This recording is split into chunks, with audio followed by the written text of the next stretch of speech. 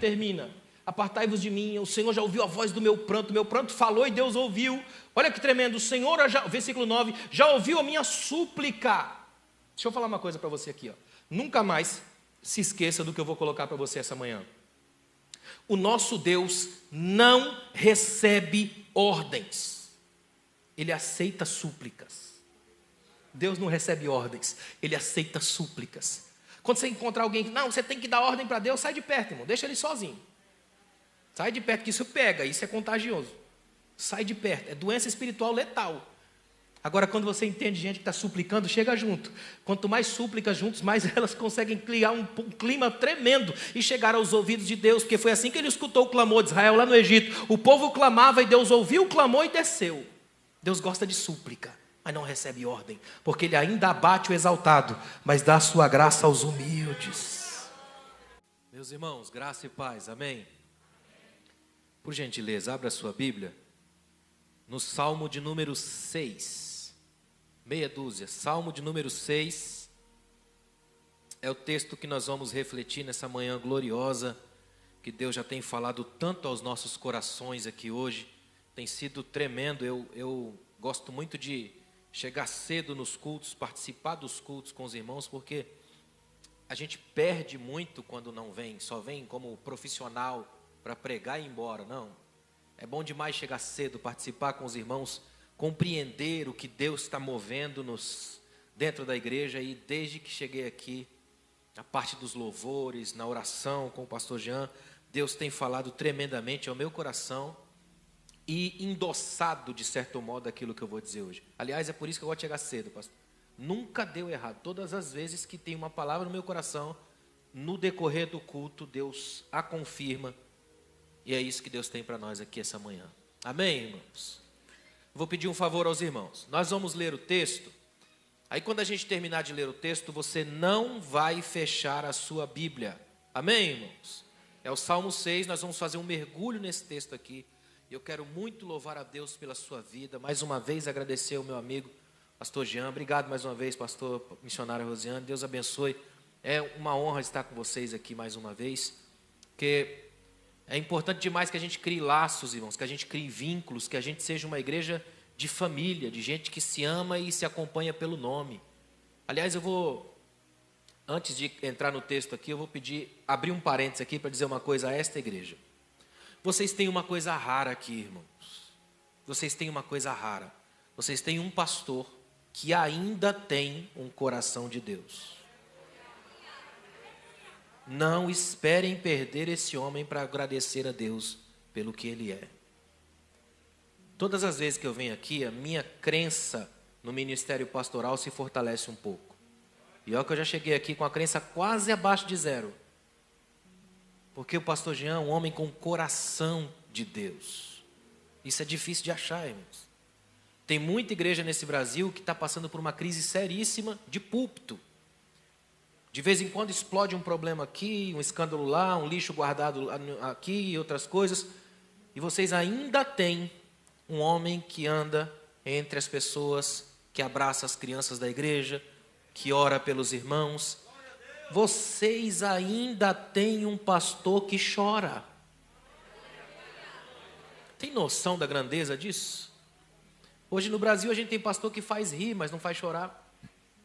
Vocês ainda têm um pastor que chora. E sabe por que pastores choram? Porque cuidar de ovelha é a coisa mais difícil que existe. Um pastor cuida de 100 ovelhas. 100 ovelhas não cuidam de um pastor. Vocês têm um pastor aqui que chora. Pastor, vou dizer uma coisa ao senhor. O senhor me conhece, sabe que eu não tenho rasgação de seda. Uma coisa eu vou dizer ao senhor. Se um dia o senhor se sentir sozinho, Deus te fará lembrar que lá em São Paulo tem uma casa. Eu, a Mari e o Eduardo. E nós o amamos pelo que o Senhor é. E o Senhor não tem o direito de chorar sozinho. A gente chora junto. A gente chora junto.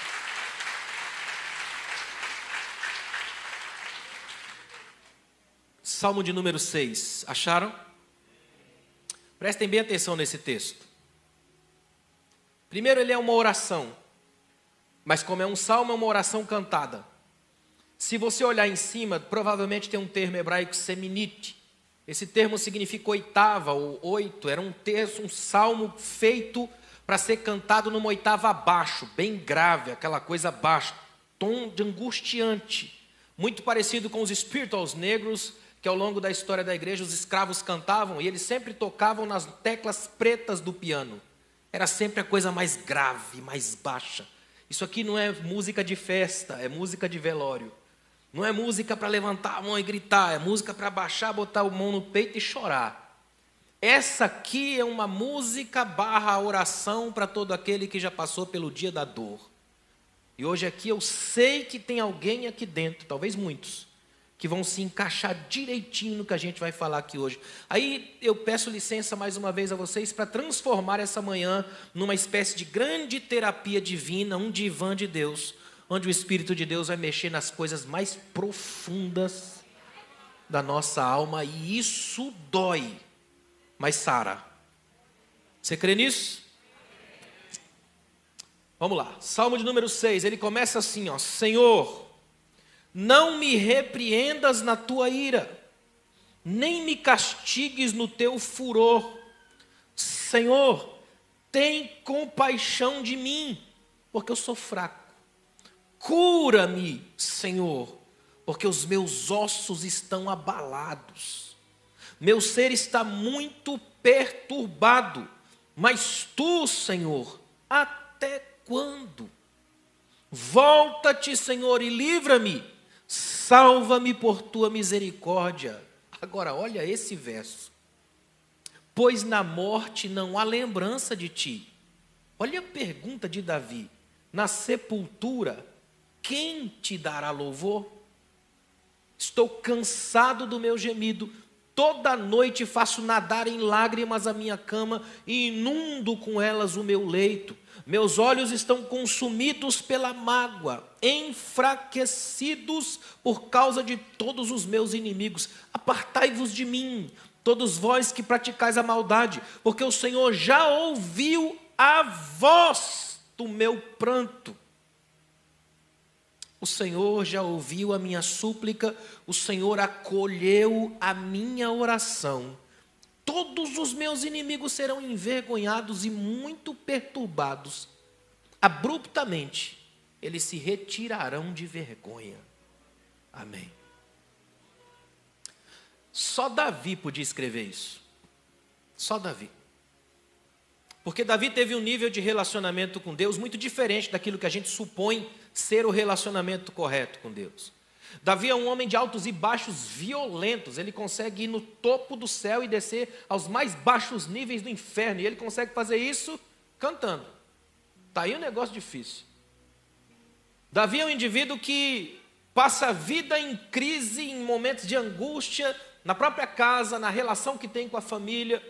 Ele é um indivíduo que Deus desloca Samuel até a casa dele no dia que ele não está em casa. É impressionante. Mandam buscar, ele chega na casa, é ungido na presença dos seus irmãos, um dia maravilhoso, dia top, dia D. Termina o dia, ele volta e vai para o anonimato de novo e fica um bom tempo. Davi tem isso, momentos de grande espetacular, expectativa fantástica e momentos de fracassos absurdos. Ele é um indivíduo que no dia que ele está no lugar mais alto de Israel, que era o terraço do palácio, ele enxerga a mulher dos outros, toma posse dela e vai parar no ponto mais baixo da sua vida.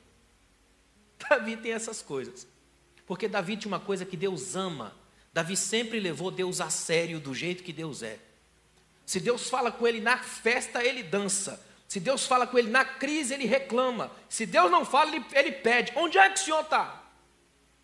Ele sente falta. Davi é um homem que sente falta. Irmãos, Davi fez uma coisa na Bíblia que até hoje eu nunca mais vi. Sinceramente, Davi conseguiu inverter o processo de adoração. Só para você ter uma ideia, olha o que Davi fez. Quando você vai lá, 2 Samuel, por ali, Crônicas, Davi faz uma coisa que eu acho impressionante. Davi está no seu palácio de verão, ele está descansando. O texto bíblico diz que Deus deu a Davi descanso de todos os seus inimigos ao redor. Imagina uma paz dessa. Imagina por um momento Davi sentado no seu palácio de verão, de férias, ele dá uma olhada no palácio de cedro, lindíssimo, ele dá uma olhada assim, chama alguém do seu que trabalha para ele e fala assim: como é que está a situação política com os reis do norte? E o cara diz, tudo em paz, todo mundo te respeita. E no sul, a mesma coisa. Leste, tranquilo. Oeste, tudo em paz, Davi. Tem problema nenhum, não. Como é que está a situação em Israel? Fantástico. Aí ele fala, meu Deus, que maravilha. Nesse momento, sabe o que Davi faz? É o único caso em que Davi é quem pensa em abençoar Deus. É impressionante. Davi para e diz assim, bom, está tudo em paz. Eu estou num palácio de cedro, e Deus está numa arca, uma caixa desse tamanho, está errado. Como que eu posso estar num palácio desse e Deus está num negócio desse aqui? Não dá, vou fazer um baita templo para Deus. Olha o que Davi faz. Ele é o único que quando está na prosperidade, ele pensa em prosperar Deus. Imagina. Ele está dizendo, Senhor, já que o Senhor me abençoou, eu vou devolver o máximo para o Senhor.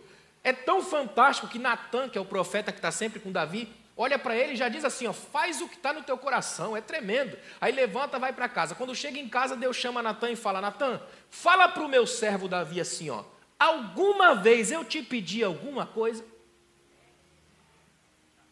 Vai lá e fala para o meu servo Davi assim, Davi, eu já te pedi alguma casa, só que não é uma briga, Deus não está repreendendo, é o contrário, presta atenção. Deus fala para Natan, Natan, diga para Davi assim, ó, onde o povo de Israel esteve, eu estava, onde eles paravam, eu parava, onde eles levantavam a tenda, eu levantava com eles, nenhum deles nenhuma vez se lembrou de mim e pensou em me fazer uma casa, a não ser Davi. Agora, porque ele foi o único que pensou em mim nesses termos, agora quem inverte sou eu. Ele não vai construir um templo para mim, eu vou construir um na linhagem dele. Templos de pedras caem, o que eu vou fazer ninguém nunca mais vai derrubar. Deus queria dar um espaço geográfico para Davi, Davi queria dar um espaço geográfico para Deus, Deus deu um espaço eterno para Davi. Qualquer pessoa que hoje que clama sangue de Jesus, ó filho de Davi, está nesse templo que Deus construiu na história para Davi. Porque Davi é um homem capaz de levar Deus a sério. É por isso, eu fiz essa introdução para te jogar no texto. Olha como é que ele começa esse texto no verso 1. Senhor, não me repreendas na tua ira, nem me castigues no teu furor. Ele começa com essa invocação do nome divino, Yahvé, Senhor, o nome forte de Deus, o mais sagrado aqui da coisa. E ele chama Deus e diz, olha, Senhor, eu já estou aqui numa situação de crítica. Até hoje os teólogos não sabem o que acontece nesse texto. Não dá para definir de fato o contexto, ficam divididos. Alguns pesquisadores trabalham com a ideia de que Davi ainda está no contexto do problema com Absalão, que deu um golpe de estado no pai, roubou o reino. Outros vão acreditar que ele está com uma série de culpas. Alguns dizem que estava passando por uma série de enfermidades no corpo e na alma. Mas sinceramente isso não interessa. O que interessa é que Davi já começa um salmo dizendo, Senhor, o negócio está feio para o meu lado, e não vem me castigar não, não me arrebenta não, Deus. Eu acho incrível que Davi tem essas conversas com Deus. Irmãos, Davi parece o UFC, ele briga com Deus a Bíblia inteira.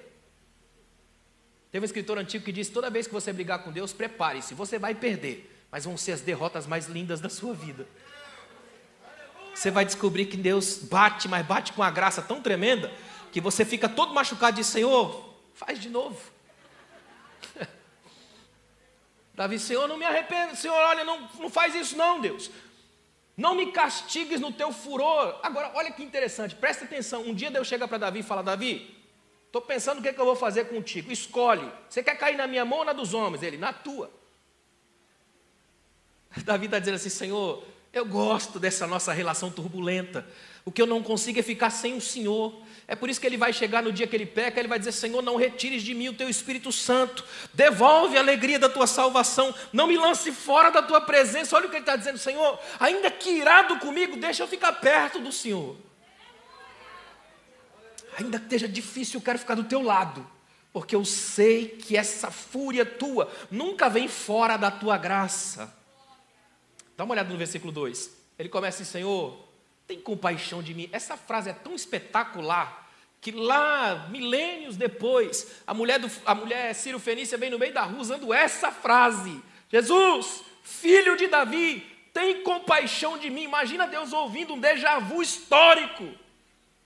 Ela dizendo assim, Deus, sei lá como é que fala isso, mas eu vou te dizer, até porque ela não era judia, Ciro Fenícia, grega, de origem Ciro Fenícia, gritando na rua o nome de Davi. É tão espetacular isso, o texto está dizendo para nós assim, olha, Deus tem compaixão de mim, Senhor, essa oração que ele está fazendo é tão profunda, que Deus se identifica nela. Os judeus trabalham com a ideia de que compaixão não é pena nem dó, É interessante isso. Compaixão é um sentimento de que, se possível fosse, trocava de lugar com o que sofre. Quer ver? Mães que estão aqui entendem muito bem de compaixão. Sabe quando seu filho está brincando com outro na calçada enquanto você está conversando com uma amiga e de repente seu filhinho cai e começa a chorar e você já interrompe a conversa na hora e vai para cima da criança e abraça tão apertado que machuca mais no abraço do que na queda? Alguma mãe aqui já fez isso? Sabe quando você está com o seu bebezinho no colo a noite inteira chorando, bebezinho que não sabe como explicar a dor, e você fica ali chorando e pensando, oh meu Deus, eu faria qualquer coisa para trocar com ele. É ou não é? O nome disso aí é compaixão. Olha o que Davi está pedindo para Deus: Senhor, troca de dor comigo. Tem compaixão de mim, me pega no teu colo, sente o meu desespero. O Senhor, faz ressonância da minha alma. Sabe o que é isso aqui, gente? É oração honesta, genuína, pura. Oração que não tem técnica, não tem rodeios, não tem beleza artística e poética. É só falas da alma, coisa rasgada. É o dia que você não sabe como começa ou termina uma oração. É o dia que você murmura, enrola nas palavras, tropeça na vida. Você não sabe o que dizer. A única coisa que você faz é emitir gemidos. E é exatamente essa a língua do céu. O Espírito intercede por nós com gemidos inexprimíveis. Por isso que Deus sente o que a gente sente. Dá uma olhada no versículo 2, Senhor. Aí ele diz assim, tem compaixão de mim porque eu sou fraco, debilitado.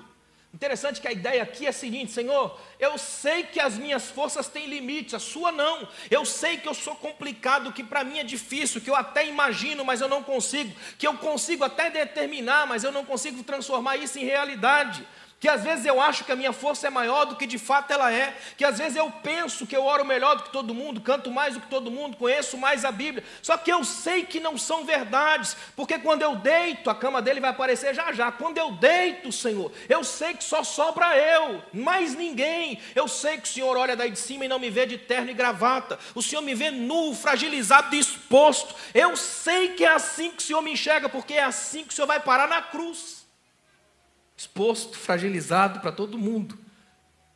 E é assim que o Senhor vai gostar da gente lá na frente. Vai dizer para Paulo: a minha graça te basta, porque o meu poder se aperfeiçoa na sua fraqueza. E lá em Hebreus 11 é da fraqueza que tiram forças. Ou seja, está se sentindo fraco aqui? Graças a Deus. Está aí um campo de ação que Deus gosta: os fracos. Aqueles que admitem que não tem força no braço, mas tiram todas as forças do abraço. E é isso que Deus quer fazer com você aqui hoje: abraçar a sua vida a ponto de te deixar um pouco mais forte para enfrentar o amanhã. Eu estou no versículo 2: Senhor, tem compaixão de mim. Olha que coisa interessante: porque eu sou fraco, cura-me, Senhor. Aí ele diz uma frase tremenda: porque os meus ossos estão abalados. Isso aqui deriva do verbo hebraico bahal, tem um sentido de estremecer. Ele está dizendo assim: estou estremecendo. Alguns teólogos até acham que ele estava com febre nesse dia, a ponto de tremer o corpo. Ou seja, Senhor, tem compaixão de mim, porque eu sou fraco, me cura, porque esse negócio está tremendo tudo. Aqui tem dois sentidos. Podem ser de fato o tremor físico em si, que assusta a gente, porque tira a gente do centro do controle, mas também o tremor da alma, aquela coisa emocional de dizer: Senhor, está tudo complicado para mim. A febre, sinal de doença no corpo, aqueceu a vida, eu estou num estado complicado, difícil. Então olha para mim, porque eu estou abalado, debilitado, fragilizado. Eu estou enfatizando esses verbos aqui: fragilizar, debilitar, abalar. E preciso lembrar vocês que eu estou falando simplesmente de Davi. Não é qualquer um, é Davi, o homem segundo o coração de Deus. Lembre sempre essa frase: é homem primeiro, segundo o coração de Deus, então é frágil.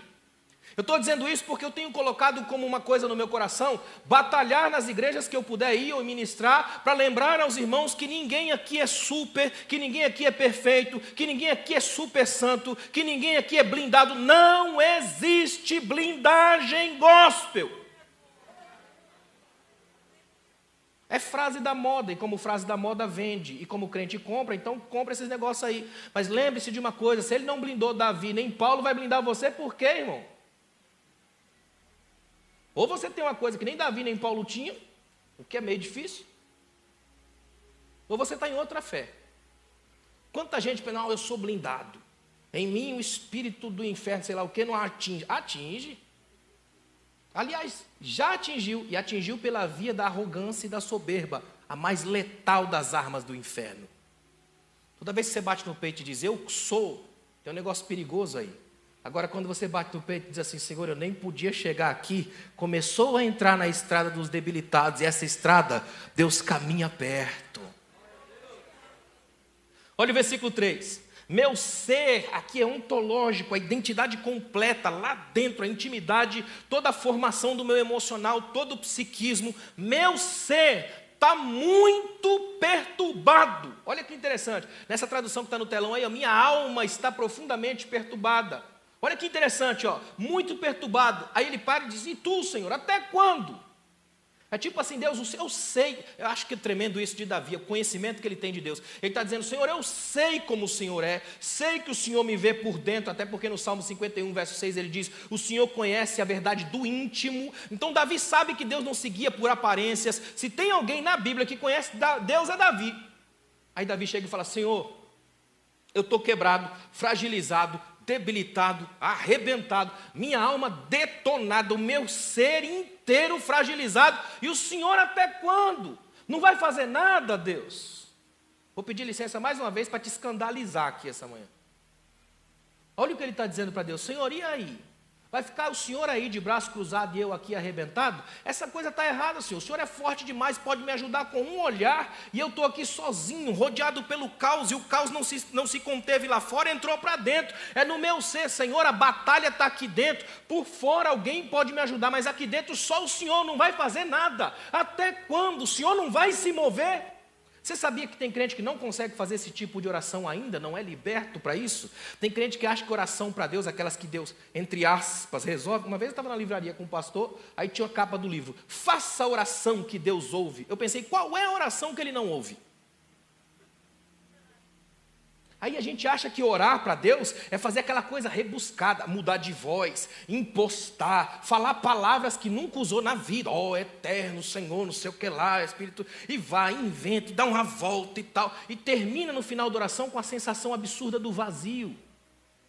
Porque esse tipo de coisa é discurso vazio. E Satanás é mestre da oratória dos crentes. Já Davi é o contrário, ele levanta e diz, Deus, e aí? Até quando? É tão sério o que Davi faz aqui, ó, que ele começa a gritar. O verso 4 é um grito, volta-te, Senhor, e livra-me, salva-me. Ele apela, aqui tem uma apelação, pela tua misericórdia. E misericórdia aqui é o sentido mais profundo, é o sentido de alguém que tem poder sobre o outro, que pode ajudar até pela via do poder. Davi está apelando, está dizendo, Deus, se o Senhor não quiser me salvar agora por puro amor, me salva por misericórdia. E misericórdia é diferente de amor, irmão. Experimenta falar para a pessoa que você ama assim, ó, estou com você por misericórdia. Que diferença é? É ou não é? Já pensou falar para a esposa, eu casei com você por misericórdia. Como é que fica, irmão? Deixa isso para segunda-feira, né, que é do casais. Mas pensa por um momento. Davi está nesse nível. Eu estou insistindo aqui nesse ponto, levando isso aqui, porque eu preciso que você venha junto comigo, porque o que eu vou te mostrar no versículo 5 é extraordinário.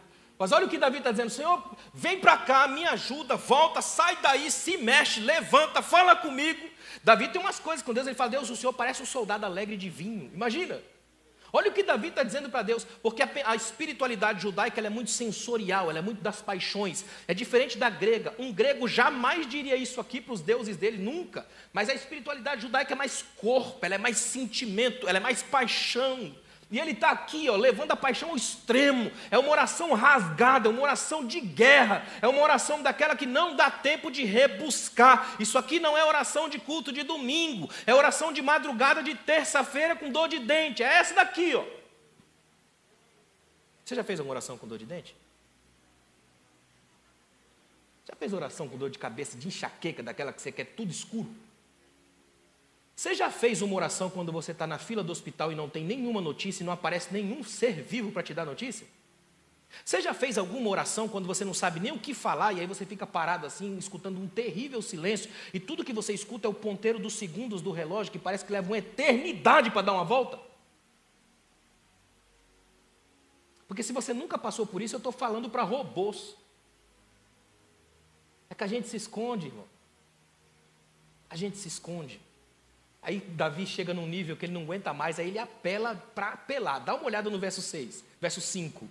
na morte não há lembrança de ti, na sepultura, quem te dará louvor? Olha para mim. Davi pega, eu imagino essa cena, eu queria a sua imaginação aqui, igual eu falei ontem com os jovens. Libertem, ativem o modo de imaginação. Imagina nesse momento aqui, Davi no meio do caos, arrebentado, destruído. De repente ele tem uma memória, ele levanta e diz para Deus: Deus, o Senhor não vai me ajudar não? Agora fala a verdade, Senhor. Quando eu pego a minha harpa e começo a tocar aqui, o Senhor gosta. Se eu morrer, nunca mais eu canto, e aí? Na sepultura ninguém canta, da sepultura não vem louvor, no cemitério não tem música. Se o Senhor quer que eu continue cantando, me salva, porque eu vou fazer isso pro resto da vida. E Deus salvou, porque Davi saiu disso. É poder chegar para Deus aqui hoje e dizer: Senhor, o Senhor sabe que a minha vida está sendo vivida para a Tua glória. Então me salva aqui hoje para eu continuar Te adorando, para eu continuar Te celebrando, para eu continuar marcando na terra uma posição a Teu favor. Eu sou da Tua voz aqui, Deus. Eu canto para a Tua glória, eu ministro para a Tua glória, eu existo para a Tua glória, eu me casei para a Tua glória, eu frequento o templo para a Tua glória, a minha vida é para a Tua glória. Se ela acabar aqui hoje, o que eu vou fazer? Mas eu quero permanecer para a Tua glória, eu quero permanecer no Teu caminho. Interessante que quando você vai lá em Isaías, no capítulo 38, versículos 17 e 18, você tem o rei Ezequias, que é uma cena tão engraçada da Bíblia. Imagina isso aqui, ó. Ezequias está em casa, chega o profeta Isaías, chega para ele e fala assim: ó, Ezequias, é o seguinte, arruma tua casa porque você vai morrer. Imagina isso aqui, ó. Você vai morrer. Aí de repente ele sai. Imagina por um momento que eu sou o profeta Isaías. Eu chego e falo para Ezequias: ó, Deus mandou você arrumar a sua casa, você vai morrer. Vira as costas e saio. Aí Ezequias vira para a parede, chora. Aí Deus chega para mim, eu sou o profeta Isaías. Antes de sair do templo, Deus avisa: volta lá e fala que não vai morrer mais não. Sinceramente, eu não sei se eu voltaria. Imagina, acabei de falar uma coisa, agora tem que voltar e falar: ó, Deus falou que você vai viver. Aí eu acho tão tremendo que sabe o que Ezequias faz? Isaías 38, 17 e 18. Passei por grande sofrimento para o meu próprio bem, mas por amor à minha vida tu livraste da cova da corrupção, porque lançaste todos os meus pecados para trás de ti. Porque na sepultura nada pode te louvar, nem na morte te cantar louvores. Os que descem a cova não esperam na tua verdade. Olha o que Ezequias está fazendo, eco da oração de Davi. Está dizendo assim: eu sei, Deus, que os mortos não te cantam mais. Aí aqui tem um outro sentido que eu queria aplicar a você essa manhã. Talvez esse sentido para muita gente aqui hoje seja espiritual. Muita gente que está na igreja, mas está morta, por isso que não canta, não ministra, não faz nada, apenas entra e sai de rotinas eclesiásticas cansativas. Se esse é o caso aqui hoje, fique em paz, aqui tem um avivamento, saúde espiritual para quem está vivo, vida espiritual para quem está morto. Mas também tem um sentido emocional, tem muita gente que está aqui, mas está morta. Sabe o mandamento não matarás? Também é o mandamento do perdão. Tem muita gente que pode não atirar em alguém e matar, os famosos casos de gente incapaz de matar uma barata. Mas é gente que quando você fizer alguma coisa com ela, nunca mais olha na sua cara. Quando você mata alguém da sua relação, você cai nesse mandamento, não matarás. Ou seja, é permitir que a outra pessoa que te feriu nasça de novo na sua história. A ficha branca, a ficha limpa, novos começos. Ninguém morre definitivamente no meu relacionamento, porque essa graça habita em mim. Se Deus curar as tuas memórias, você também se torna agente de ressurreições. Aquilo que você toca pode nascer de novo. Relacionamentos feridos podem nascer de novo. Filhos que se foram podem voltar. A graça do Espírito pode trabalhar novos tempos e novas estações no meio da sua vida. Olha o que diz o versículo 6. Ele fala assim: eu estou cansado do meu gemido, toda noite eu faço nadar em lágrimas a minha cama, e inundo com elas o meu leito, os meus olhos estão consumidos pela mágoa, enfraquecido por todos os meus inimigos. Ele está dizendo: Deus, é difícil dormir, tem dia que não dá, a coisa é depressiva, angustiante, eu só choro a noite inteira, eu molho a minha cama de lágrimas. E aí essa imagem para o judeu é muito forte, a cama cheia de lágrimas, ou seja, cheia de água. E dizer que a cama está inundada de água é dizer aquela imagem que o judeu detesta, água demais. Pode observar que o judeu sempre teve problema com as águas, ou elas são amargas ou são o problema entre eles e os inimigos. A ideia de Davi é fantástica, é dizer: Deus, agora o problema sou eu, por onde eu vou eu faço um mar com as minhas lágrimas. Eu acho tão tremendo o fato de Davi ter escrito isso por uma coisa só. Porque se tem alguém que sabe cantar a partir das lágrimas, é Davi. Você já tentou cantar chorando? Como é difícil, como é ruim, embargado, complicado e sai feio? Só que eu tenho a sensação de que esse é o melhor canto que Deus gosta de ouvir. Quando sai tudo feio, esquisito, desafinado, aí Deus entra naquela lógica de que no peito dos desafinados também nasce adoração. Que Deus gosta de ouvir o canto do retorcido, o canto do desafinado, a coisa vazia, esquisita, que não é performance, que não é show, não é teatro, que não busca o aplauso, que só precisa de um lenço. Aí vem o Espírito e diz, assim eu quero que você faça. O pastor Jean estava aqui, ó, chorando aqui, aí eu estava só observando aqui, ó. Aí o pastor Assis veio ali, pegou um papelzinho e trouxe para o pastor. Pouca gente viu isso. É isso que Davi está pedindo, só isso. Senhor, olha para o meu pranto, dá alguma coisa para mim. Às vezes, é isso que Deus faz. Ele não desce pessoalmente, mas põe um pastor Assis na sua vida para levar um lenço. Às vezes, tudo que Deus vai usar alguém para você não é para falar nada, só para ficar assim, em silêncio do seu lado, te abraçar e dizer, chora, chora que eu estou junto com você, chora que eu estou do seu lado, chora que eu estou aqui perto. É para isso que existe a igreja como experiência comunitária. Ninguém aqui pode chorar sozinho, ninguém aqui pode sofrer sozinho. Esse irmão que está do seu lado está aí para que você não caia, pelo menos desse lado você não cai. Tem alguém para te ajudar, tem alguém para te segurar, tem mãos para te abraçar, tem gente para te levantar quando você estiver no solo. Olha o versículo 8. Apartai-vos de mim todos vós que praticais a maldade, porque o Senhor já ouviu a voz do meu pranto. Sabe o que eu acho interessante? Os inimigos estão por todos os lados de Davi. Davi está com raiva, que é fúria mesmo. E é legítimo essa raiva. Só que notem a diferença. Sabe o que muito crente fica com raiva e está em pecado, em um problema grave? Porque ele dirige a sua raiva para o inimigo. Ele está com raiva do irmão, ele vai até o irmão e acaba com o irmão. E hoje ele pode fazer isso pela internet. Então é mais fácil. No caso de Davi, aqui tem a raiva correta. Ele está com ódio dos inimigos, mas sabe o que ele faz? Leva todos eles para Deus. Porque quando você pega todo esse ódio e leva para o altar da oração, aí você larga na mão daquele que é o único que é capaz de consumir tudo e construir de novo. É aqui que é o caminho da raiva. Você pode ficar com raiva do irmão, mas leva essa raiva para Deus, não para ele. Porque quando você leva isso para o altar da oração, o Espírito transforma isso em graça. Aí amanhã você encontra com o irmão, ao invés de matar, se abraça, glorifica a Deus, se perdoam e saem pela vida espalhando uma graça que o mundo não entende porque não tem. Aí você está aqui hoje por causa dessa graça. Um dia alguém te detestou aqui, ó, mas o Espírito fez a costura dos relações ser saradas. Apartai-vos de mim. Tem uma frase nesse verso 8 que é belíssima. Olha que coisa interessante. Quando ele para nesse versículo 8, ele diz assim, ó, no finalzinho, porque o Senhor já ouviu a voz do meu pranto, do meu lamento, da minha angústia. Eu estava lendo um escritor que diz assim, ó, Davi coloca na angústia a personificação de uma voz. É incrível. Ele está dizendo assim, ó, no momento da minha angústia, essa voz sussurra o desânimo, essa voz sussurra o suicídio, essa voz sussurra a angústia, ela me rebaixa, ela me humilha, ela me destrói, porque essa voz é a voz de todos os sofrimentos da história. Todo mundo que já sofreu, quando esse sofrimento acontece, parece que invade a vida da gente por sugestão. Por exemplo, no momento da dor, e esse é o problema da dor, a dor exige, ela é pessoal. No momento da dor, você tem a sensação de que ninguém mais sofre como você. Você quer ver uma coisa? Dor é sensação solitária.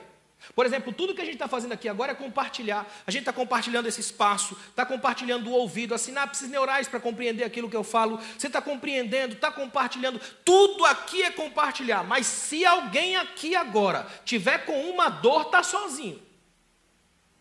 Pode ter milhares de pessoas.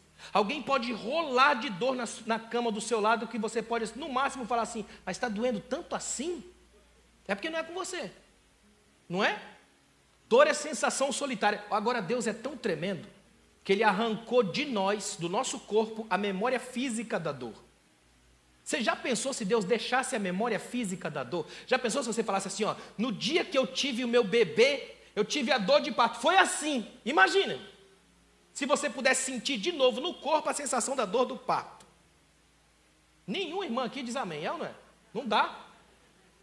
Aí o que Deus fez? Você lembra do parto, você lembra da angústia, você lembra do suor, você lembra da noite, você lembra do hospital, você lembra de todo mundo, mas você não lembra da física sensação da dor. Isso Ele tirou.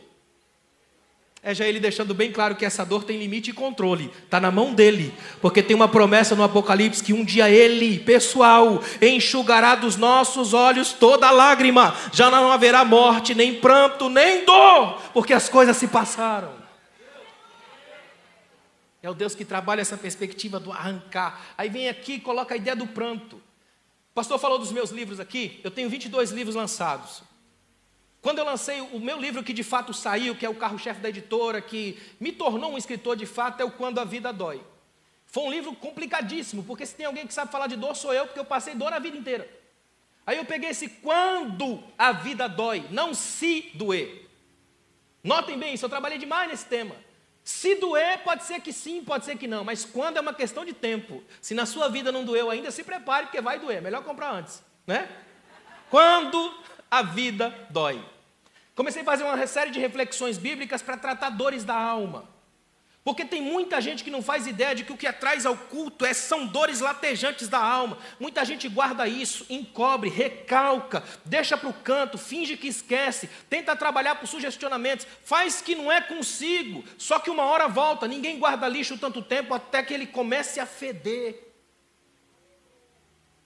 Aí Deus te trouxe aqui essa manhã só para te dar um banho de dentro para fora.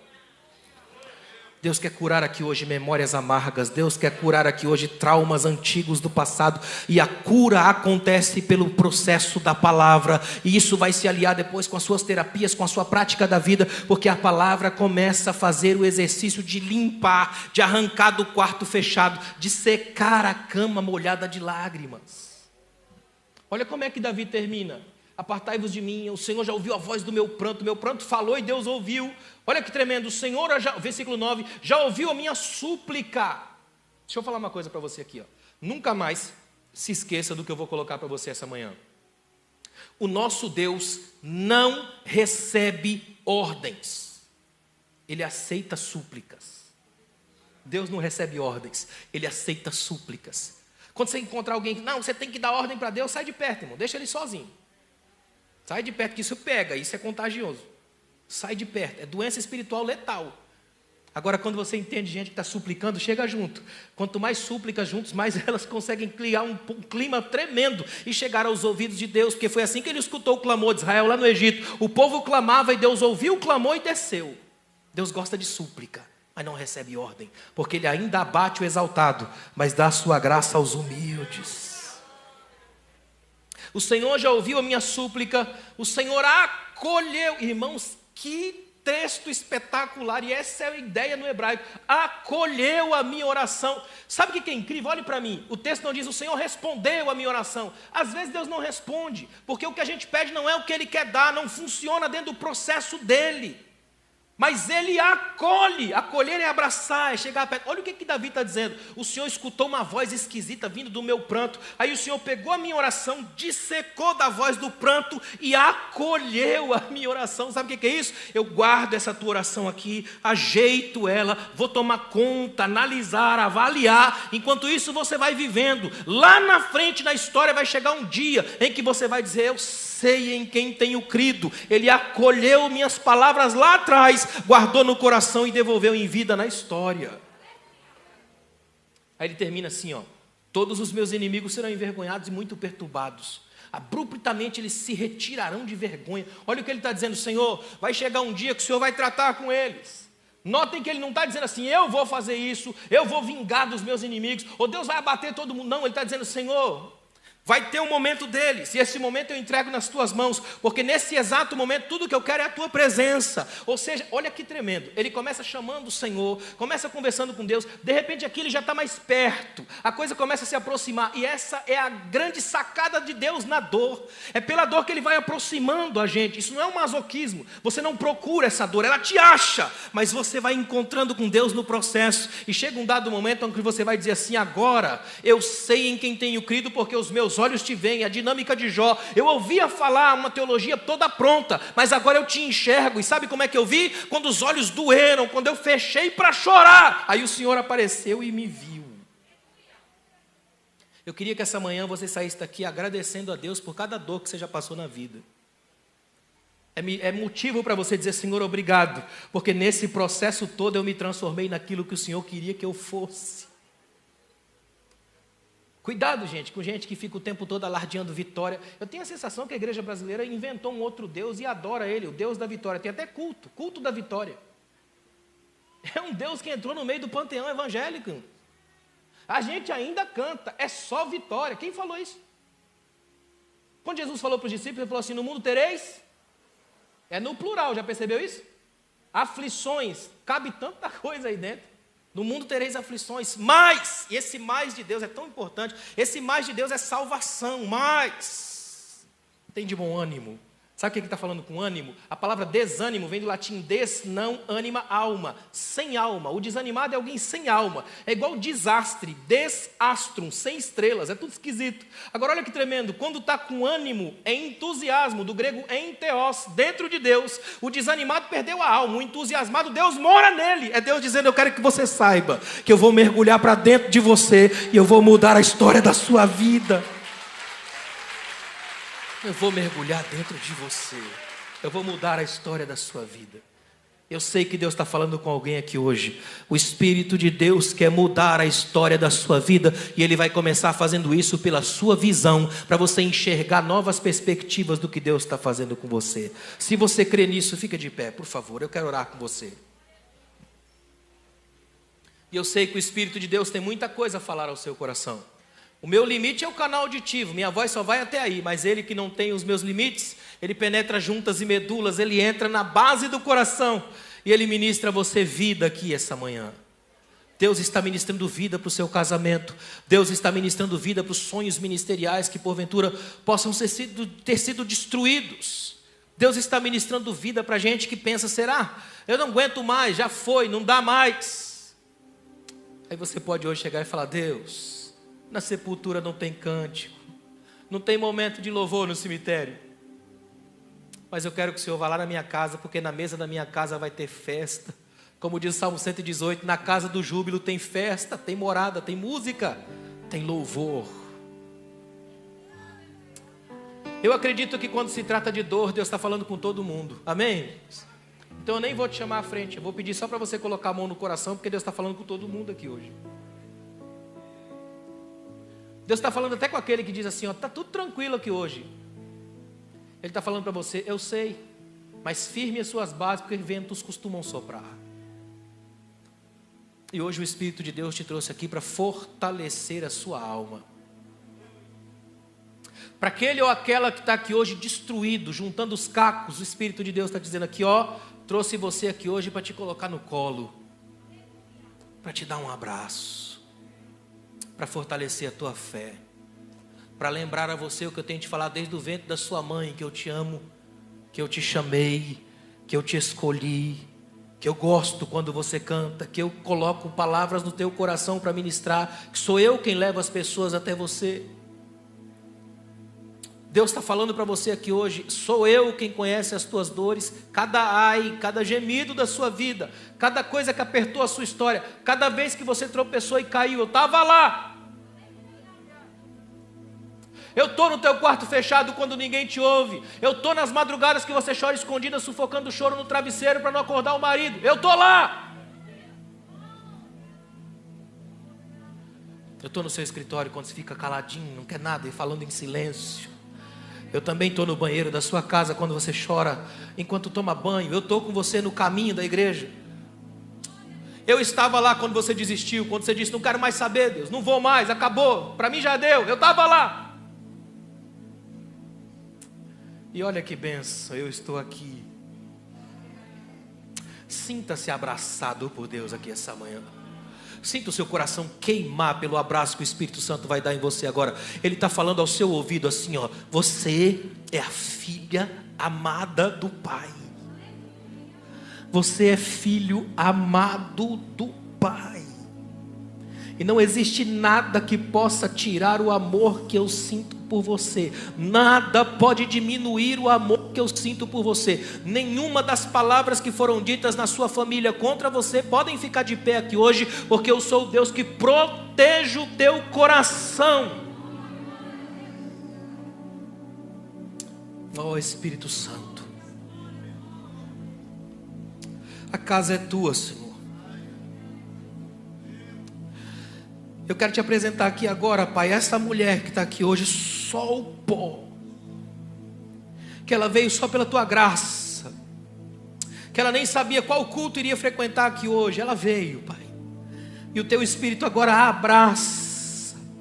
E diz ao ouvido dela: eu sei, eu vi, eu conheço e eu estou no processo. Faz a tua filha enxergar um pouco além, Senhor. E ver que maior é o que está nela do que o que está no mundo. Que as fúrias, os levantes não permanecerão. Porque o Senhor tem um tempo de refrigério estabelecido aqui essa manhã. Eu te apresento esse homem que está aqui, Senhor, que chora, que sofre. Fortalece esse homem. Fortalece essa casa e essas causas aqui presentes. Senhor, eu quero te agradecer acima de qualquer coisa por essa presença que está aqui agora. É isso que faz a gente estar aqui, Senhor. É por causa dessa presença que a gente vem. Se essa presença não tiver, não tem graça, Senhor. Obrigado por essa presença, por ainda vires aqui, andares entre nós. Não deixa ninguém sair daqui sem sentir essa graça, Senhor. Não deixa ninguém sair daqui sem ser abraçado por esse carinho, sem sentir no peito esse amor e essa vida que preenchem tudo. Porque é nesse momento que o Senhor cura do corpo e da alma.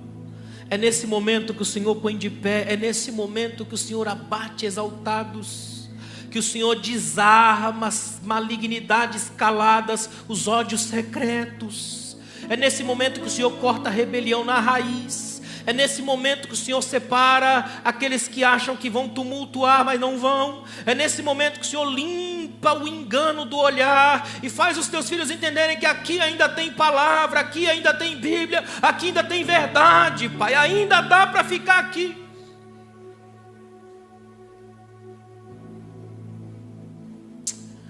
Eu quero te pedir, Senhor, nesse momento, que o Senhor limpe essa cidade, Pai. Limpe essa cidade das caricaturas de evangelho que se instalaram aqui, Senhor. Limpe essa cidade da malignidade que disfarça de santo. Limpe essa cidade de gente que vem para tirar do teu povo, não para abençoar o teu povo. Limpe essa cidade de gente que vem para escravizar, que vem para machucar ovelhas até destruírem, Pai. Protege essas ovelhas que aqui estão no aprisco, no redil. Que elas fiquem aqui, que se alimentem aqui, que cresçam aqui. E quando as seduções das vitrines desse povo chegarem, eles rejeitem com alegria e possam dizer: nós temos onde comer, temos pasto, temos carinho, temos abraço.